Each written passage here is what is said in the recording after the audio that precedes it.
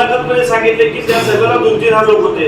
अख्ख्या सोलापूर शहरातल्या जिल्ह्यातल्या महाराष्ट्राने बघितलं की असं उसळल्यासारखं त्या ठिकाणी जनसमुदाय आला होता.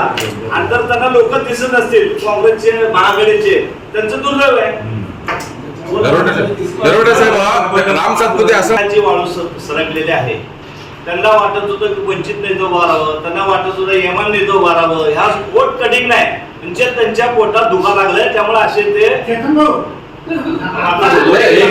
सातपुते धरून भारतीय जनता पार्टीच्या पोटात दुखू लागले की आमच्या या ठिकाणी सगळं सुरळीत चाललेलं आहे. त्यांना वाटत होतं यमान उभा राहावं, त्यांना वाटत होतं वंचित उभा राहावं. त्यांच्या सगळे मागं लागले होते, त्यांच्या घरापर्यंत गेलते. सगळ्यांच्या लक्षात आलंय 10 वर्षातल्या चुका, महागाई, भ्रष्टाचार.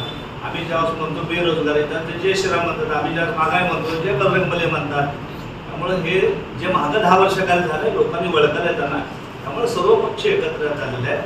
बाळासाहेब उद्धव ठाकरे साहेब असतील, पवार साहेब असतील, वंचित असेल, या सगळ्यांनी काँग्रेसला मदत करायला होते. त्यामुळे त्यांच्या पोटात सध्या दुखं लागतं. खंदारे साहेब एक प्रश्न. नवनवीन बातम्या पाहण्यासाठी SB न्यूज चॅनलला लाईक करा, शेअर करा, सबस्क्राईब करा.